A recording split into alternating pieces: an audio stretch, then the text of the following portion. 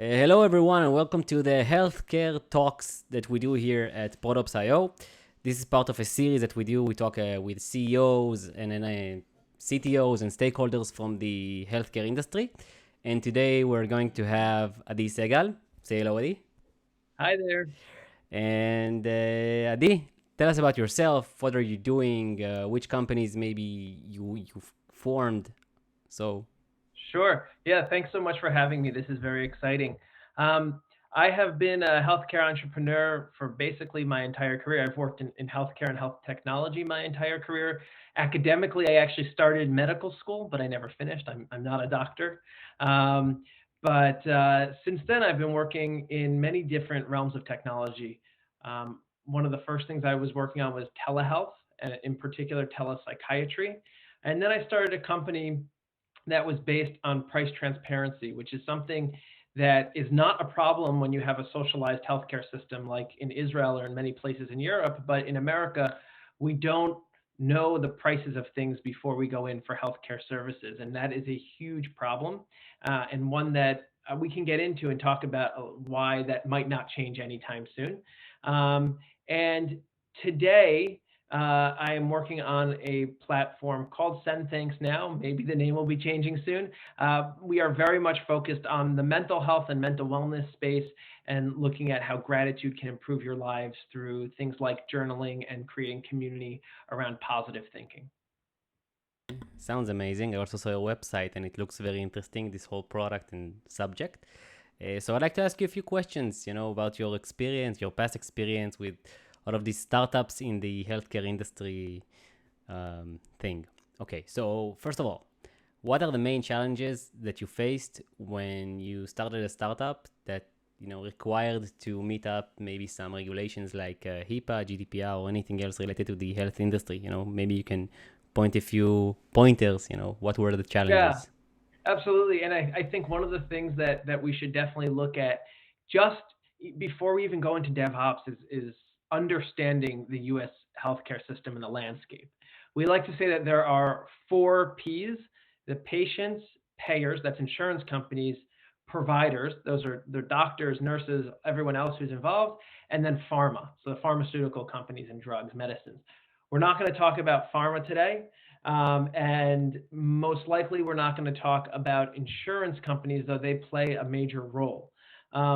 The biggest challenge that you have in a startup in healthcare in America is just getting customers in the first place. First, you have to decide who your customers are, right? So, is it going to be, are you selling to doctors and health systems?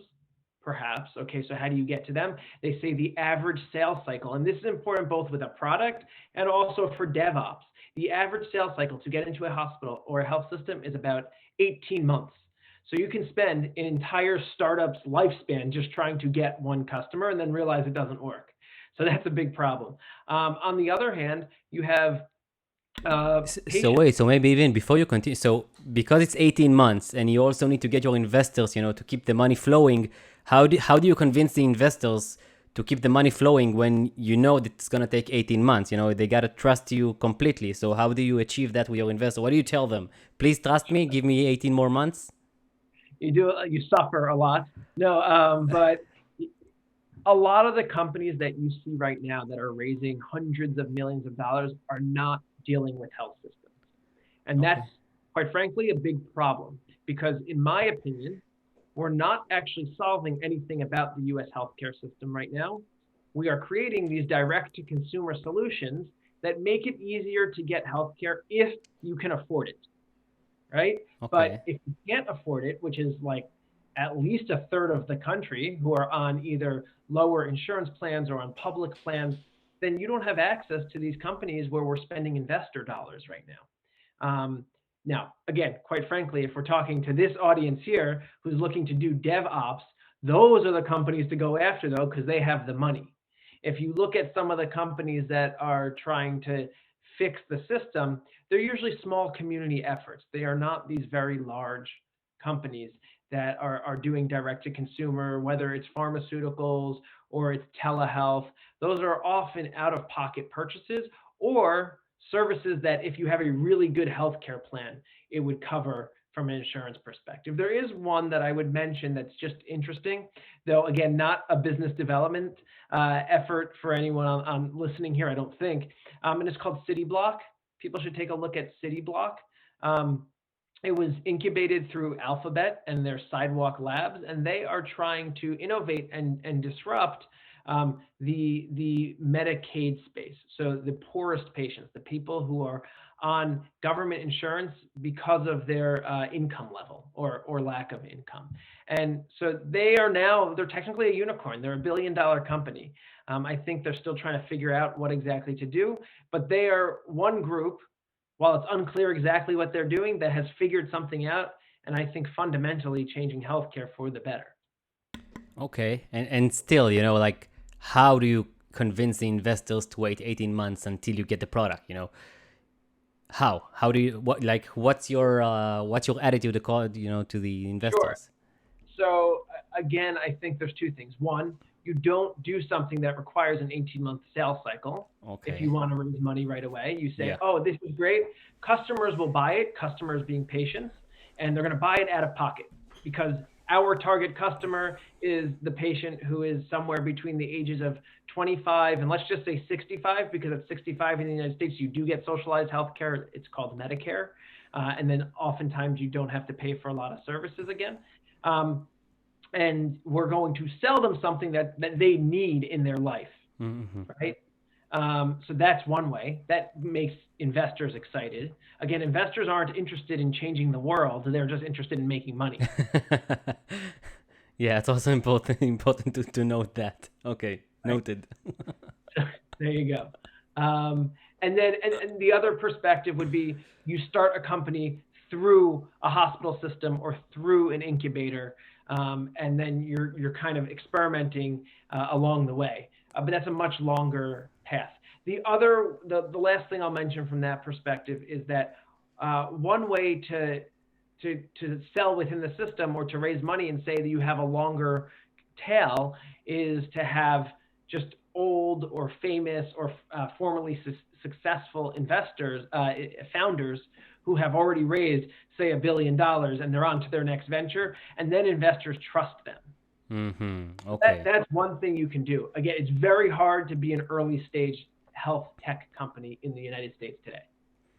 Okay, great. So I really like those tips. It's no, Yeah. I mean, it's really Yeah. really good because you can actually do something with it. It's very practical. How to understand what are the challenges. Mhm. So we talked about that, but what about the challenges that you faced as you built up those startup companies? Like, what was the hardest thing you had to face when you did it? Like maybe the technology, maybe the healthcare system, United States made some trouble to you. What were the issues? What were the challenges that you faced? Sure. So I'll do business very quickly, and then we can talk about the technology because that's our audience, right? So Yeah, from a it's business, both, by the way. You can feel free okay, to jumble great. between So both.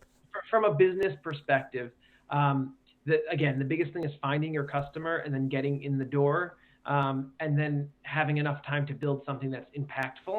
And oftentimes in healthcare, you have more than one customer. So you have the patient. You have to have a beautiful platform that a patient would want to use. And on the other hand, they're often not the people who are paying for it. So then you have to say, what would an insurance company pay for a patient?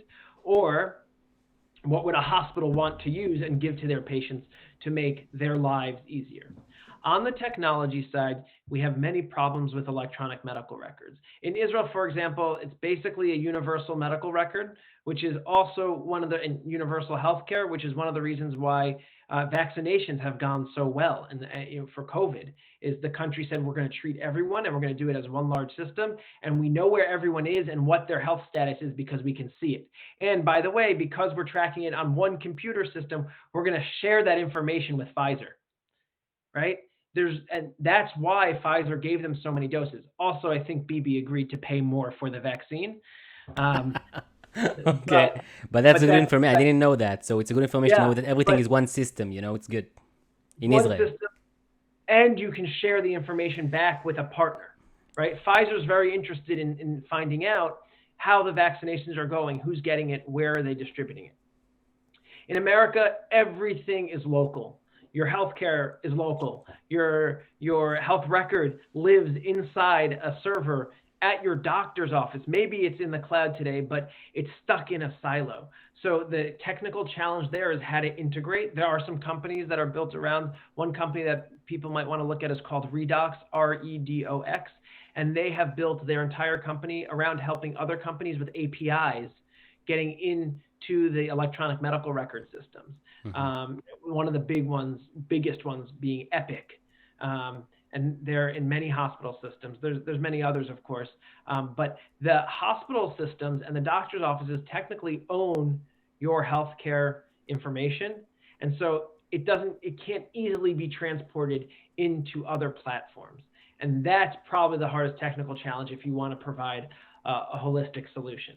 From the DevOps perspective, of course, most companies today are using AWS, are using Google Cloud Platform. Some are using Azure, less so. But with any of those companies, they're all obviously in normal life, in financial stuff, they're not getting hacked, more or less. These are not the systems that are getting hacked, right? Google, Microsoft, and Amazon do a good job protecting their data and their data centers. Mm-hmm. So all you have to do is sign a business associates agreement, a BAA, with them, and they can take care of all of your infrastructure right there. Oh, amazing. And how do you get customers, or I wouldn't call it customers, like let's say I have a startup company and I need to get data about the users because I'm checking their heart rate or whatever. So how do you get the trust of both the hospital or maybe the clinic that you're working with and the patients? Because people don't like to share their information, their health information with other people that they don't know. So how do you gain trust? What's the secret for gaining trust with customers? Sure. So the way to gain trust from customers is you have to have an anchor customer, and that can happen in many different ways. Either you work with a hospital system, that's possible, again, through an incubator program, or you happen to know someone who gets you a deal. You have a lot of small customers at first, again, trying something very local, right? And then eventually someone notices you. And a lot of companies do that, is that they pick up customers very slowly, small customers, until you get your big customer. There are companies that are trying to help large corporations with serving their employees, and so their businesses often take off when they get an anchor customer. For example, everyone's heard of Walmart, right? If Walmart, by luck, is your first customer, then you can use that in marketing for getting any other customer. And again, healthcare, like every business, is a relationships business. So if you know someone, that always helps. And again, I've mentioned this a few times, the companies that are doing direct to consumer are often also using a lot of advertising, millions and millions of dollars in advertising. And advertising apparently does build trust with consumers. So that's another way. Yeah, you just basically go out there and say, hey, we're offering this service. It has doctors and they list all of these fancy hospitals. And then everyone's like, oh, that must be trustworthy. And I can get this thing that I've wanted all the time, right? Let me go to their website and try it also. And, they have clever ads and whatnot. So again, great tips. Thank you for that. I think it's only good if you have $1 million. Yeah, just get the first $1 million and then everything is fine. Exactly. So we're almost done here. Do you have anything to add? Any other tips you'd like to talk about? I'd say that if you're trying to enter the U.S. healthcare market, you really should understand it and work with a partner that understands it. It's a complex place. It's not like just, putting out the next Candy Crush game on the Apple Store. There's a lot that goes into U.S. healthcare. And just when you think that you are making progress, someone, high up in administration could say no. The other thing to understand is that when you are dealing with hospital systems or even healthcare institutions, there are many people in charge, and they all have different titles, and they have different titles that mean different things in different places. So just because you were selling to the CIO in one place, you might be selling to the CTO in another place, and in another place, the CEO is making that choice.